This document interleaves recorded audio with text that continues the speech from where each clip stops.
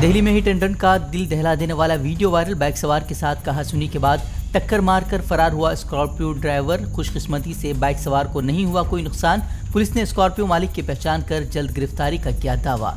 UP में बेहोशी जवाह करने के इल्जाम में गिरफ्तार मुस्लिम नौजवान के साथ पुलिस का वहशियाना तशद्दुद। पुलिस हिरासत में बिजली के झटके देने के साथ पिछली शर्मगाह में डंडे डालने का भी पुलिस पर इल्जाम। घर वालों के मुताबिक तशद्दुद की वजह से हर रोज नौजवान को पड़ रहे हैं दौरे। मामला सामने आने के बाद अब 5 पुलिस एहलकारों के खिलाफ तहकीकात के अहकामात।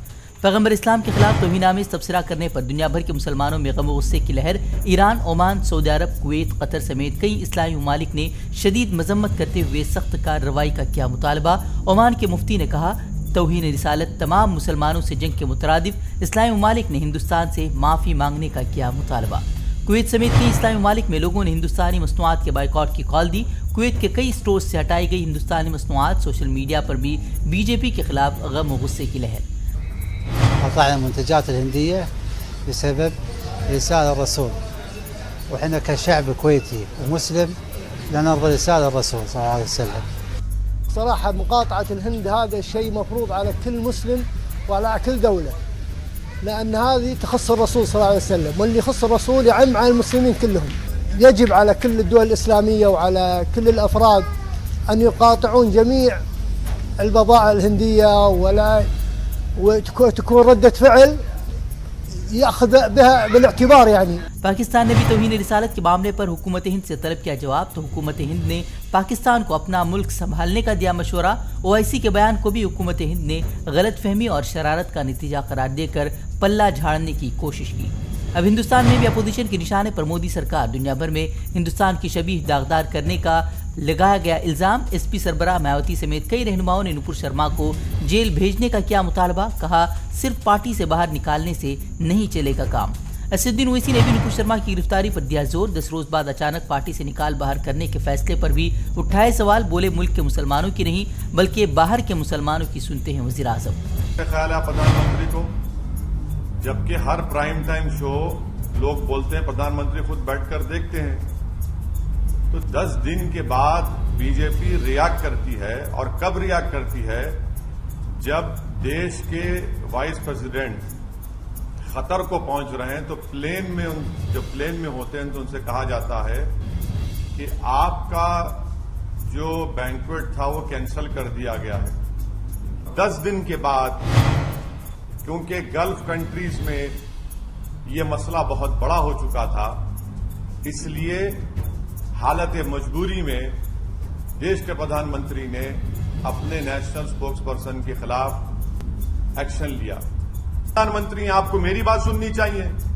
आप फॉरेन कंट्रीज के लीडर्स को खुश करना चाहते हैं, आप उनकी तकलीफ को समझते, हमारी तकलीफ को नहीं समझते। आप ये हमारे एम्बेसडर खतर के, वो कब से स्पोक्स पर्सन बन गए बीजेपी के? वो कब से कहना शुरू कर दिए फ्रिंज एलिमेंट? वो क्या, ये भारत की जो हमारे जो एमईए का डिपार्टमेंट है, चाइना की तरह अलग है ना। चाइना में तो जो एम्बेसडर होता है वो सीपीपी पार्टी का मेंबर होता है। ये कब से हो गया कि एम्बेसडर अब बीजेपी का मेंबर हो चुका है क्या? कतर के लिए हिंदुस्तान के एम्बेसडर के नुपुर शर्मा को फ्रिंज एलिमेंट कहने पर सोशल मीडिया पर भी शदीद रद्दअमल। सारिफीन ने शेयर की वज़ीर आज़म मोदी और अमित शाह के साथ ली गई तस्वीरें। राहुल गांधी ने भी मोदी सरकार के रवैये पर उठाए सवाल। अपनी जिद्दी रवैये और कट्टर पॉलिसी से मुल्क की शबीह दुनिया भर में खराब करने का मोदी सरकार पर लगाया इल्जाम। बोले, अंदरूनी तौर पर तकसीम होने से हिंदुस्तान बाहरी तौर पर हो गया है कमजोर। कानपुर में हुए तशद्दुद मामले में पुलिस ने 40 से ज्यादा मुश्तबे अफराद की तस्वीरें शाया की। साथ ही मोबाइल नंबर देकर लोगों से उनकी जानकारी देने को भी कहा। यूपी पुलिस पर सिर्फ मुसलमानों को निशाना बनाने का लग रहा है इल्जाम। गिरफ्तारियों को लेकर भी उठ रहे हैं सवाल, जबकि मुसलमानों पर पथराव कर दंगा भड़काने वालों का कोई तस्करा नहीं। कानपुर तशद्दुद मामले में अब पुलिस ने तश्कील दी 4 खुसूसी तहकीकाती टीम। इलाके में सिक्योरिटी के भी सख्त इंतजाम। अब ड्रोन के जरिए की जा रही है इलाके की निगरानी। रामपुर लोकसभा सीट के ज़िमनी इंतखाबात के लिए समाजवादी पार्टी ने आसिम रजा को बनाया उम्मीदवार। कांग्रेस ने कोई उम्मीदवार नहीं उतारने का किया ऐलान। बीजेपी भी आजम खान के करीबी रहे घनश्याम सिंह को उतारेगी मैदान में। वाराणसी 2006 बम धमाका मामले में इकलौते मुलजिम मुफ्ती वलीउल्लाह को सेशन कोर्ट ने सुनाई फांसी की सजा। जमात उलमा ने निचली कोर्ट के फैसले को हाई कोर्ट में चैलेंज करने का किया ऐलान। कहा, अदालत अगर दिफाई उकला के दलाइल कबूल करती तो तमाम मुकदमों से वो बरी हो जाते।